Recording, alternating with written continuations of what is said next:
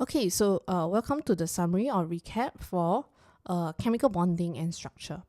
So first, let's look at the stable noble gases. So noble gases are unreactive because they have a fully filled valence shell, and other elements will then react by gaining, losing, or sharing electron in its outermost shell for it to obtain the same stable noble gas configuration. So what are the stable noble gas configurations? These are the three noble gases, and it's been drawn out for you. So again, there are two numbers here. We always look at the smaller number for number of protons, which equals to number of electrons. Okay, so helium only has 2 electrons, so first shell 2, fully filled already. Secondly, we have neon is 2.8, so that's the electronic configuration, and for argon is 288. Now, then we look at the different types of bonding. Atoms can react by gaining, losing, or sharing electron. Now, when they gain or lose electrons, this results in different numbers of protons and electrons. And so that results in the overall charge to the ion. So again, when atoms lose or gain electrons, they become ions. So let's look at magnesium here, the smaller number 12. Okay, so if I put it into shells, it's 282. And if I compare it with the electronic configuration of the noble gases 2, 2.8 or 2.8.8, we can see that it will be closest to this, okay, 2.8, right? So for it to become 2.8, it must lose the 2 electron in its outermost shell. Okay, next for chlorine, look at it at 17, 287. So if I were to compare to the noble gases, 2.8, 288 is actually closest to 288. Okay, for it to become 288, it needs to gain 1 electron. And so we move on to drawing the ions itself. Okay, if you lose 2 electrons, you have 2 positive charges, because by losing 2 negatively charged particles, now I have 2 more positively charged protons in my nucleus as compared to in my electron shells, right? So by losing it, it becomes 10 electrons, okay? But the number of protons remain the same because the identity doesn't change. So overall, I now have a 2 positive charge. For chlorine, because it has 17 protons, 18 electrons after bonding, so overall, it has a -1 charge. Okay, then, now, for magnesium, it has lost that 2 electrons, right? So I just need to draw the 2 shells. First shell, draw 2. Second shell, draw 8.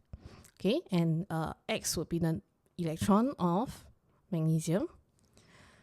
Then I want to use a different symbol for that of chlorine, so I can see how the electrons have moved.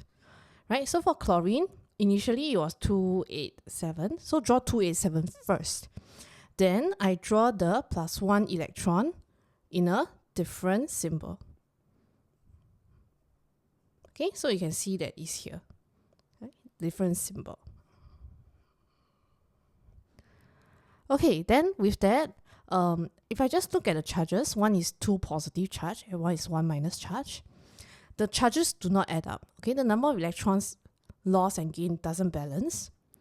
On the left-hand side, magnesium has lost 2. On the right-hand side, it gained 1. Okay, so I need 2 chlorine atoms, each gaining 1 electron, for the number of electron lost and gained to be the same. So, to do so, I just need to draw a very big 2 in front of the chloride ion. Okay, so when drawing this, always check, do you have the correct number of electrons per ions after loss or gain of electrons? And check that you have the correct charges and coefficient by trying to balance the charges. Okay, so that's for ionic bonding. For covalent, when they are sharing electrons, okay, that's usually between 2 nonmetals. So for example, carbon has 6 electrons in total. So we put it into shells 2.4, and it needs to gain 4 electrons. oxygen is 2.6, so it needs to gain 2 electrons by sharing 2 electrons. Okay, so now that we worked out how many electrons they require, the first step is always to draw the sharing electron first. Okay, we know the number of shells that they have. They both have 2 shells each. Okay, so what I'll do is I usually draw the one that needs to gain more should be in the center. Okay, draw the big shell. They both have 2 shells each. So draw the outermost shell first, then draw the inner shell. Okay, then draw the sharing electron first. So carbon needs 4 electron, right? Need to share all 4. So how to share 4? Must share 2, and oxygen will share 2 back each. Okay, then I draw in the remaining electrons. So oxygen had 2 in the inner shell. This one no change. And then originally it should have 6 electrons in its valence shell. So 1, 2. I have 4 more that I have not drawn. So I'll draw the remaining 4 in pairs. Okay, so that's how I end up with this. And that's how we score also. Usually we give marks, 1 mark for the number of shared electrons and 1 mark for all the remaining electrons drawn correctly. Okay, then we move on to structures and properties. So you need to know that how they are structured affects how they behave and what we observe in terms of its properties. So for ionic compound, they exist in what we call a giant ionic lattice structure. So you need to know how to describe every structure. And what holds them together is the strong electrostatic attraction between oppositely charged ions. So plus attracts minus, minus attracts plus, and they are arranged in this manner so they are attracted to each other in all directions. So what does this mean? Because they have very strong electrostatic attraction, they end up with high melting boiling points. Okay, so take note that melting boiling points, we always look at the amount of energy and the strength of the bonds or attraction between what? Okay, so 3 things are. For melting boiling point, look at amount of energy, strength of attraction, and what is it between. Second, it conducts electricity in liquid and aqueous states, but not in solid states. So whenever we talk about conducting electricity, okay, talk about, are there mobile charged particles?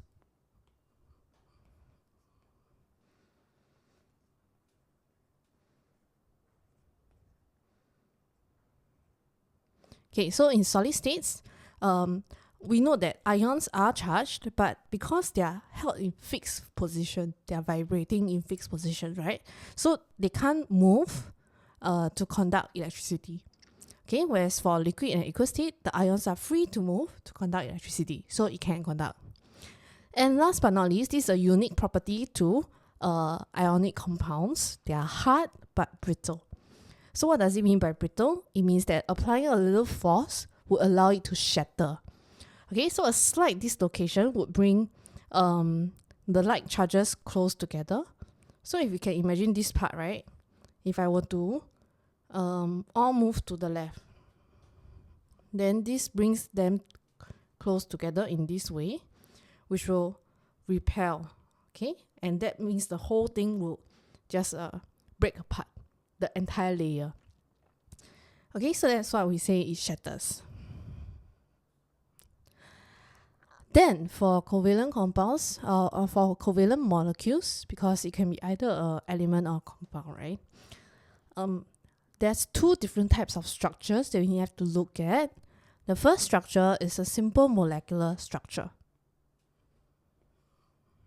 So if they ask you to draw a dot and cross diagram, it is slightly a simple molecular structure because if it's a giant molecular structure, you can't draw it. You have to be repeating in all directions. So a simple molecular structure, take note there's 2 types of attraction or bonds. First, we have the strong covalent bonds between the atoms, and we also have weak intermolecular forces of attraction between molecules. Okay, so this is a molecule. Okay, so if you need a little bit more revision, what's an atom, what's a molecule, watch the previous video. Okay,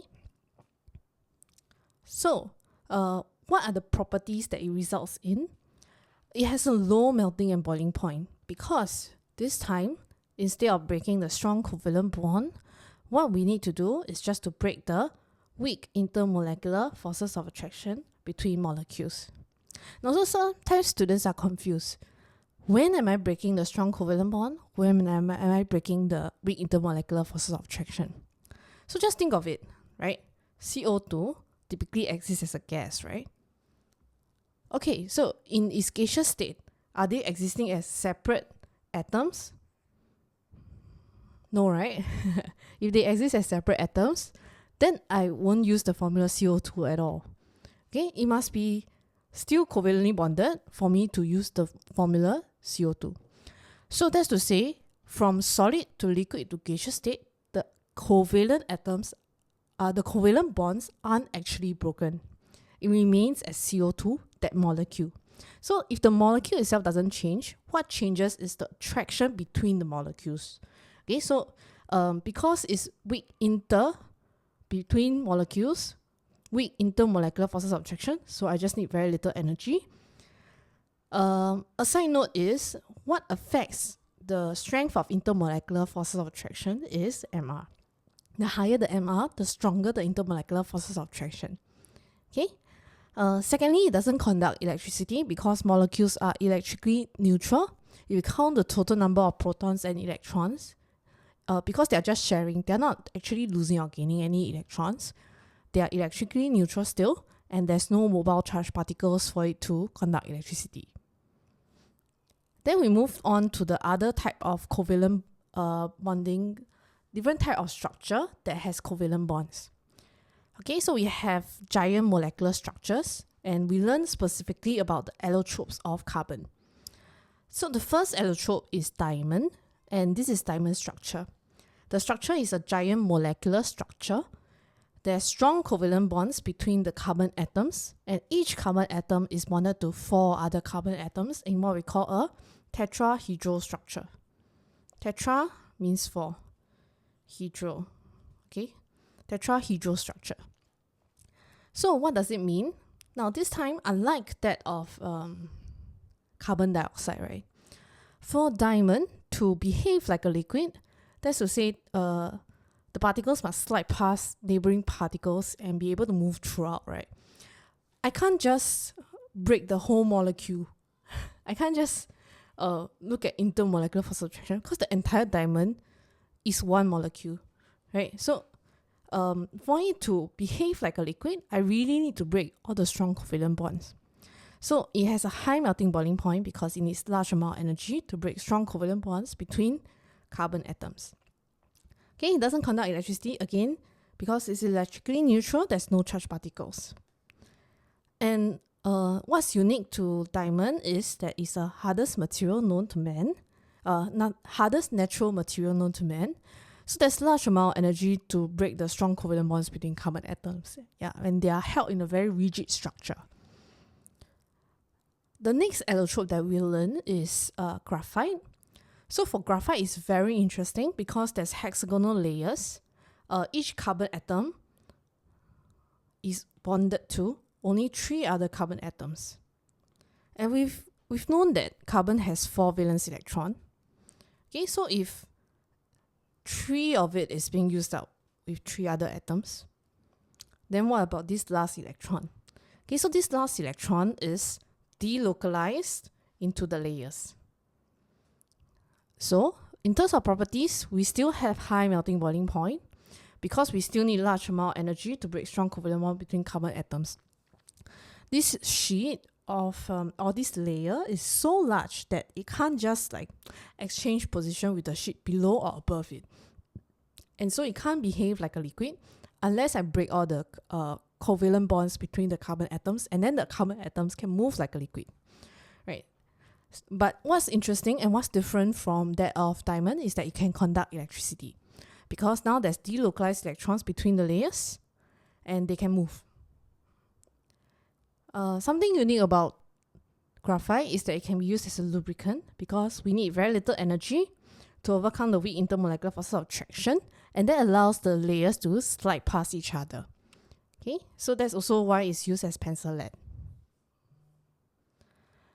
Last but not least, we talk about metallic bonding. So for metallic bonding, it occurs within metals, and valence electrons are delocalized. So the structure, we can describe it as a giant metallic lattice structure, and there's strong electrostatic attraction actually between the positive metal cations and the sea of delocalized electrons. So some properties, it has high melting boiling point because strong attraction means large amount of energy required. Okay, and it can conduct electricity, this time in solid state as well, because even in solid state, they have delocalized electrons that can move. Okay, and what's unique about metals is that they are malleable and ductile. Even with slight dislocation, the electrostatic attraction between the ions and the electrons remains strong.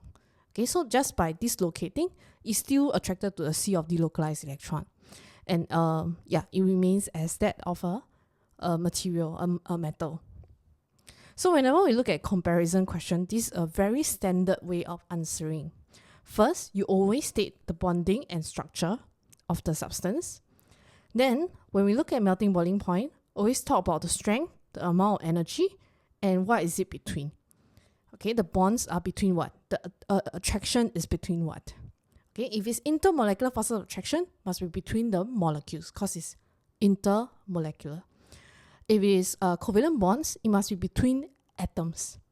Okay, because covalent bonds only exist within atoms. And for ionic bonds, they must be between ions. Okay, so then we have electrical conductivity. Always tell me if it's electrically neutral for that of covalent molecules. And if it can conduct electricity, tell me what is the charged particle that can move. Okay, yeah, so that's it for chemical bonding.